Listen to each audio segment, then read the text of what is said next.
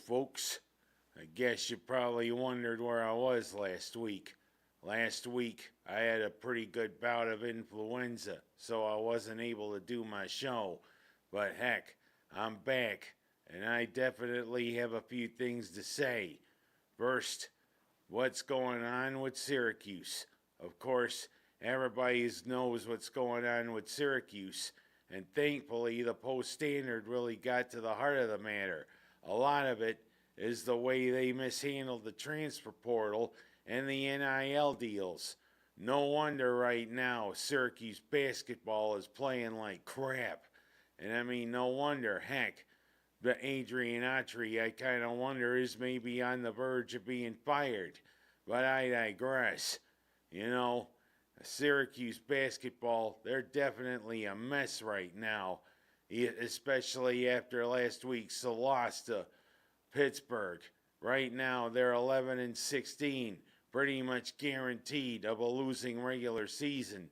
And they're right now on the edge of not even making the ACC tournament unless they win a few of their remaining games, which include tomorrow night against North Carolina State and a couple other winnable games against Virginia Tech and Virginia coming up.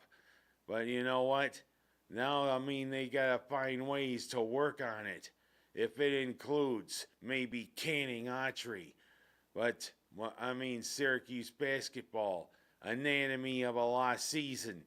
I mean, the article could still be on Syracuse.com. But you know what? We'll see. Definitely an anatomy of a lost season of a season that, had so much promise. You know what? Don't read sometimes those previews, because sometimes they don't know what they mean. Oh well, and not only about Syracuse basketball, how about Syracuse lacrosse? After starting out like gangbusters, they've dropped their last two games. First, against Maryland. Of course, Maryland was expected to be a pretty good team, and Maryland has been a pretty good rival for Syracuse on the lacrosse pitch. But then they go up against Harvard, a team that they had never lost to in 18 previous meetings. They go against Harvard in the Dome, and Harvard winds up winning. You kind of wonder, is Gary Gates' team all that it is? But hey, everybody thought Syracuse was ranked second in preseason. They could challenge for the national title.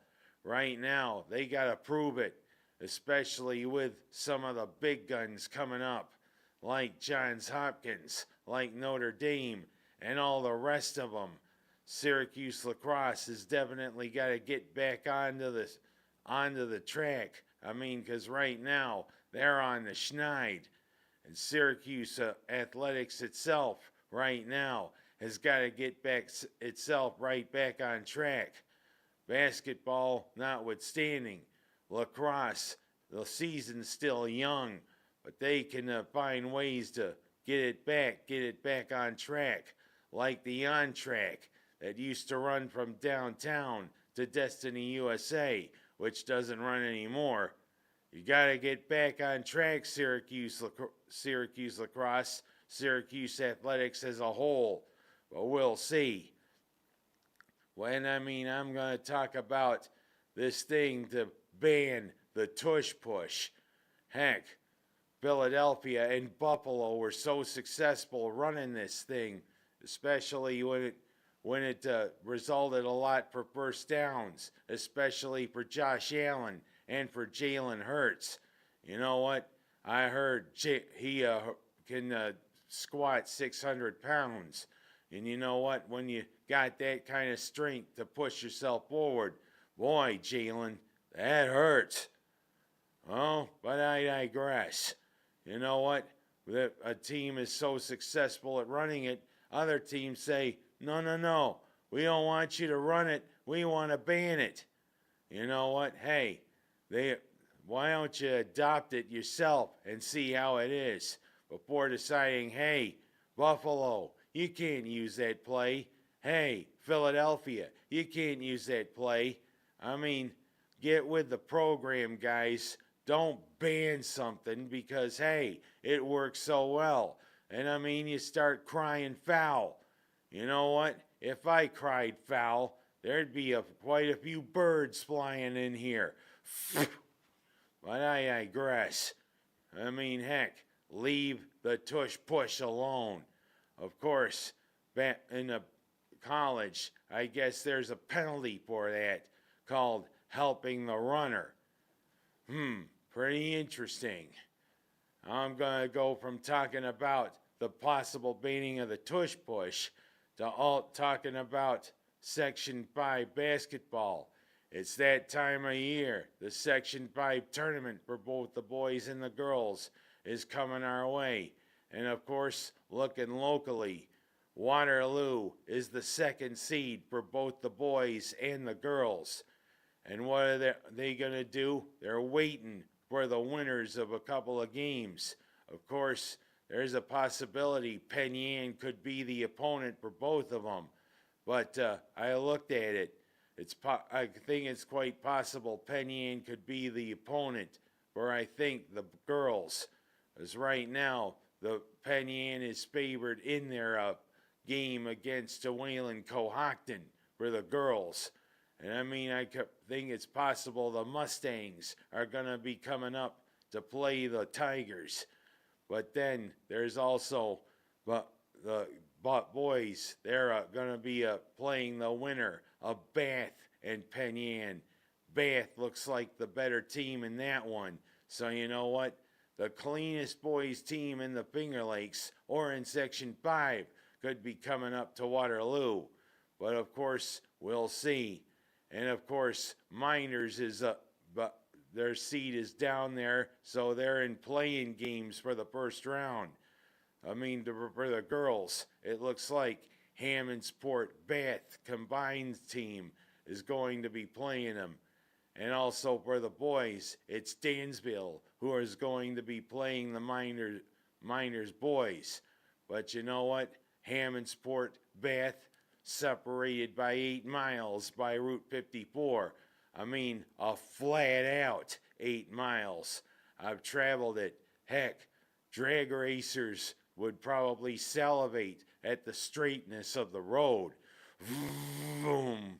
Especially Glenn Curtis, who came from Hammondsport and is one of the pioneers of aviation, along with a lot of mechanical things.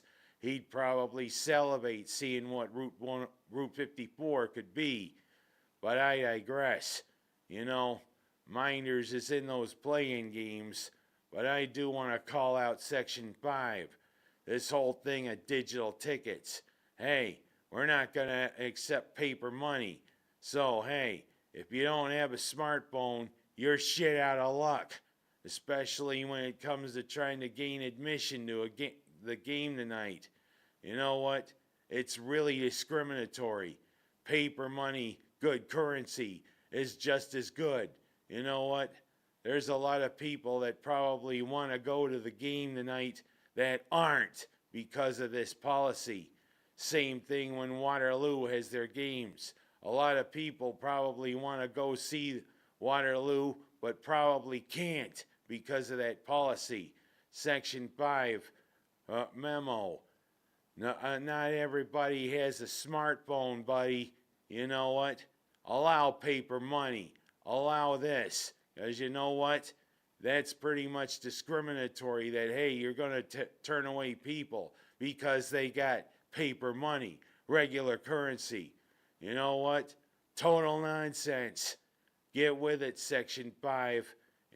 Still, I mean, rolls of tickets, I think, are less expensive than some program to run a really, flawed program for digital tickets.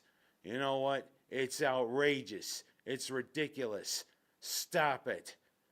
And last but not least, I want to talk about Elon Musk and this company, Doge.